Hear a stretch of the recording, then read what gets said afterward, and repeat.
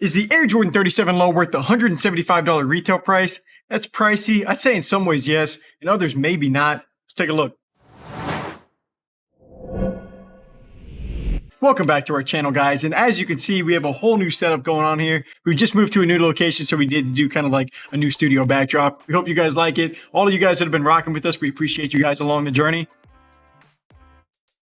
Today we are going to be checking out the Jordan 37 Low, doing like some tests on the performance categories such as the cushion, support, traction, all of that stuff. But before I dive into that, we'll just knock out some of the basic info first. So this is the low variation of the Jordan 37 model that released last year. And that was the latest addition to Michael Jordan's signature line. And something that I like about this low top version of shoes is like, one, I just prefer low tops. Like I like lighter shoes and they just like feel easier to move around in. But two, they always knock some money off of like the retail price. So these are going to retail for $175. That is down $10 from the original Jordan 37s. And it is, it's still going to be on the more expensive side of the scale just for shoes in general. But we're 37 shoes deep in this thing and it's Michael freaking Jordan. So of course it's, not going to be a cheap shoe. But now taking a quick look at just the appearance before we move on, I straight up didn't really love the high top version of the Jordan 37s. I thought they looked a little bit too much like a boot. And honestly, after I got them in hand and saw them on my foot, they were a little bit better, but I just really wasn't, feeling them that much. And I do kind of feel the same way about these, but I do like the Jordan 37 Low, just like the looks of them. I feel like it's a little bit nicer, in my opinion, of course, but they actually made it to where you can tell the difference between the low top version and the high top this year. The Jordan 36 and the 36 Lows last year were nearly the same height, pretty much the exact same weight to kind of back that up. So, we honestly might have gotten fleeced on that second release, but coming back now, looking at the Jordan 37 Lows, I can't lie. Honestly, from the side of these, they don't look too bad.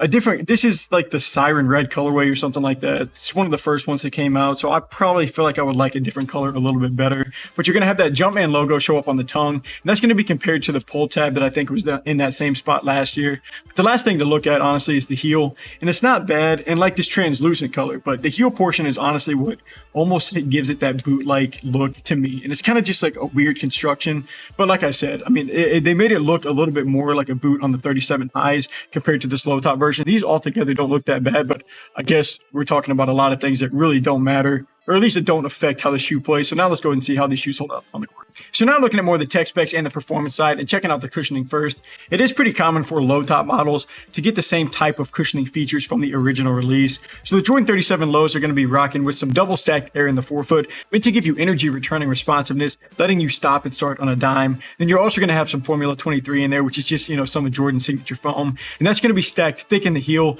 so that you can come down as fast as necessary without aftershocks and then be able to bounce right back. And that's basically what's being used on the inside. So, right off the bat, if you played in the Jordan 36 last year, the Jordan 37 has some pretty big shoes to fill. The Jordan 36 model was one of my all-time favorites.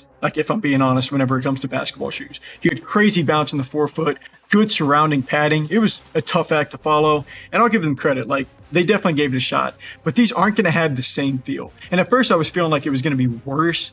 But the more I've played in the Jordan 37s, I want to say the cushion is more so just a little bit different. So you were kind of met with this super dense foam last year in the model, for the Jordan 36. And the 37s are going to be opposite of that. They're going to lean more towards the stiffer side, but not stiff altogether. And that's kind of why they use the word responsive. That's basically what that word means. But without a doubt, the first thing that you notice whenever you're putting these on and just playing in them is how crazy the forefoot unit is. Jordan Brand even calls it double stacked, and there's just clear elevation in the front half of the shoe. And if you like more balanced basketball shoes, I would say probably steer clear of these. But one spot that I do feel like these did get a little bit worse is that surrounding padding. The sock liner isn't bad, but the overall upper is made with this material that's just, more so used to benefit other aspects of the shoe and not as much for the comfort. But using our durometer to check out the midsole, these were reading at a 40.5. That number was kind of bouncing around there a little bit, but honestly, that is pretty much right on the average, and I'm not surprised by that. So, cushioning, it's definitely a strong aspect, of course, depending on how you like your shoes to play. So now getting into more of the materials and the support, the Jordan 37 Low actually has this strong and lightweight upper that's designed to mimic the support given by a taped up ankle. I thought that was a really cool little touch that they kind of tossed in there. But the materials are going to be made up of layers of this lino weave fabric that is that has this strong plastic ribbon that's supposed to hold you tight without weighing you down. So a lot of the same ideas generally translate from a high top shoe to the low top here, and that that's kind of just to be expected. But the black portion on this upper is going to be made out of that lino weave upper that I just kind of referenced difference or that linen weave material. And it's actually going to be see-through too. And that is going to help contribute to like keeping these on the lighter side, with the size 10.5 weighing 410 grams, which is actually coincidentally like the same weight as the Jordan 36s were. And that makes them 10 grams heavier than the Jordan 36 lows were last year, if that's, something you find at all interesting or useful. But the thin upper is was definitely a problem on the Jordan 37s for some people. Like linen weave has been used in a few different lines. I know that LeBron has used it in his shoes before. It's actually been used within Jordan's, own line too. So it's not like really this new material. But what I did kind of find interesting on the shoe is like the upper material itself. It felt very durable and tough, but at the same time, I think Jordan Brand kind of regretted not adding, any overlays or stuff like that, or as much overlays and stuff like that to like the middle and the front portion of the shoe on the original Jordan 37s. And I feel like it was a pretty big story for a minute. Like people were just like blowing straight through the side of the shoe. I think Mitchell Robinson did that once. And I actually didn't struggle with the support on that model.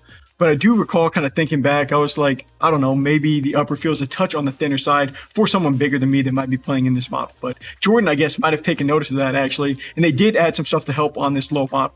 So you can see the laces are actually feeding through these like white flaps kind of near the toe box. And that gives you some extra like resistance that I think people are going to like. Support wasn't an issue at all like on the Jordan 37 lows. For me, I didn't really struggle with the highs either, but they did at least try and throw some stuff on there to kind of help you fix that. And they're going to be super light. So honestly, I think they play nice for these categories. Finishing it off with the traction, no changes made to the pattern or the materials. These are going to get like the same random pattern that the original 37s had. And traction in general has been really nice in MJ's line, like at least dating back to the 34s. I think that's the first pair that I played in, but I mean, they don't really wow me like the Jordan 36s did. They have like a little bit of bite on the floor, but even doing our squeak test, they just don't really make a lot of noise. I still want to say for some reason, it feels like they catch the floor slightly better than the original 37s, but I mean, you're going to get some minor slipping, and keep that in mind if you tend to play on like a dirtier court. But honestly, the grooves aren't as deep as I'd like, so I'm sure the rubber is going to last, pretty well outdoors, but the actual traction just might not be the best. Plus, this is a pricier model too. I'm not sure a lot of people would, want to take these outside anyways, but Cushion will have you covered if you decide to do that for at least like the impact protection side. But wrapping it up with the sizing, these have pretty much a perfect true to size fit. I say they maybe run a little bit narrow, but the length is just about right. You got about a thumb's worth left over, but I mean, overall, the Jordan 37 low is a pretty solid performer. Like I already like the chop down version better. Like the cushion's fun to play on if you like that bouncier feel. And I think they cleaned up some of the support issues if there were some. Honestly, like I said, I didn't struggle with it much. But you got a light model. Traction could be better, but I'm sure it will be next year. Like they've done this before. But is the Jordan 37 low worth the $175 retail price? I mean, buy them over the original Jordan 37s at least. They're a solid shoe to hoop in, but the Jordan 36 low at the same price is just better in my opinion.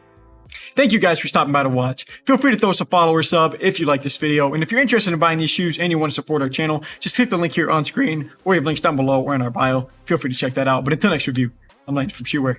Peace.